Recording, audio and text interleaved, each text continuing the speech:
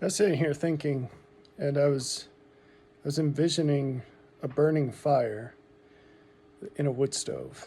And if you've ever seen that before, it's not uncommon if you've got everything dialed in just right. You see flames sort of appear and then dissipate. And they just come in and out of existence there on the top of the logs, while the core of the fire is inside between the logs. And what's actually happening is there's some combustion of the gases, some secondary combustion. And this is the most efficient way to run the fire. But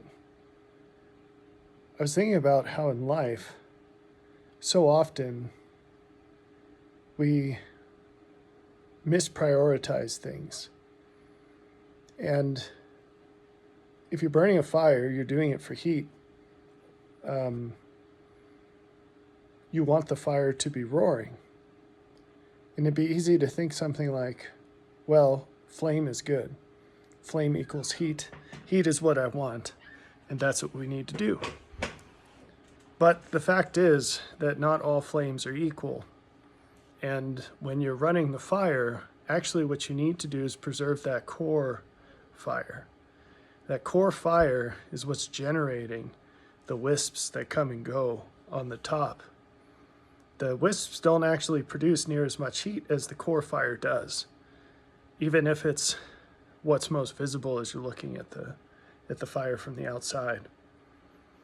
So if you were to prioritize the presence of the wisp, actually what you'd have is neither the main fire or this secondary combustion, because the only reason it exists is because of what the main fire does.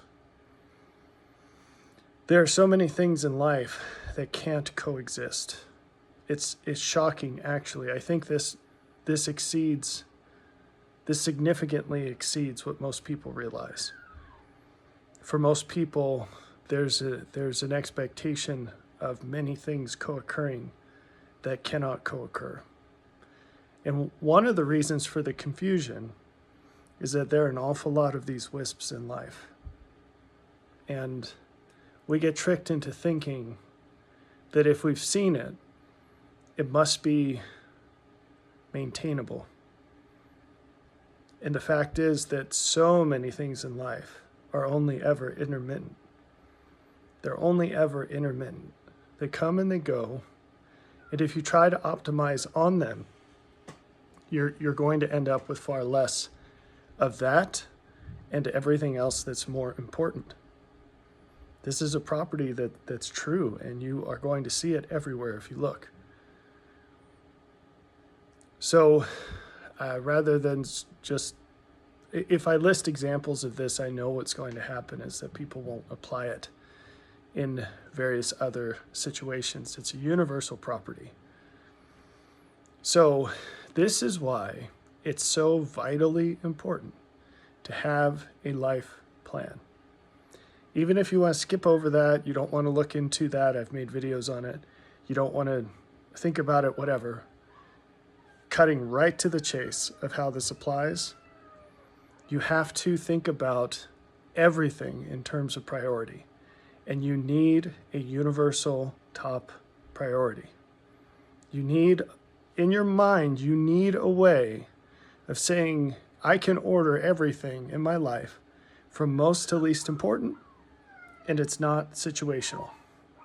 In other words, I think the limit to which we think about priority in life, it's limited in terms of specific situations. Oh, I know when I'm driving, I need to keep my eyes on the road. Whatever else I do, I need to maintain control of the car and keep it in a safe direction and speed and everything. Okay, fine. People are reasonably good at that, and it's a good thing because bad things would happen. But what about on the scale of life? People are horrifically bad at this, horrifically bad. In a sense, the puzzle of this life, the puzzle the gospel solves, is a puzzle of prioritization. And if you can figure that out, you've got eternal life, it turns out. I mean, you'd have to actually live that way, but then that becomes a question of honesty, nothing more.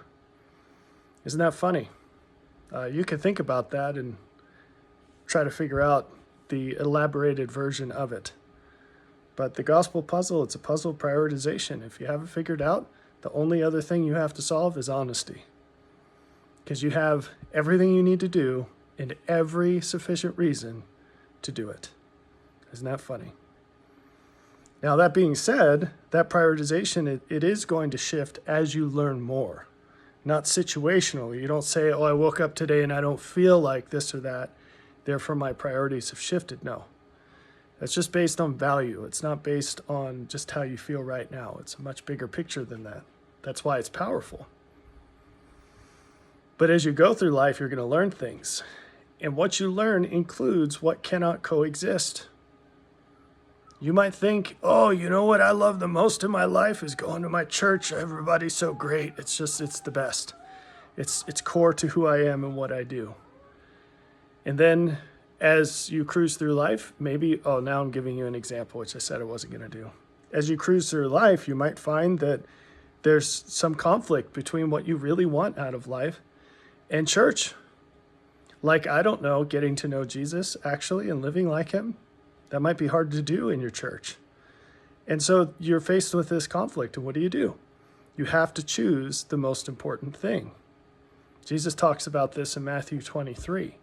And basically, in the verse I'm thinking of, what he says is essentially, look, always do the most important thing. And if there's ever a conflict, do the most important thing.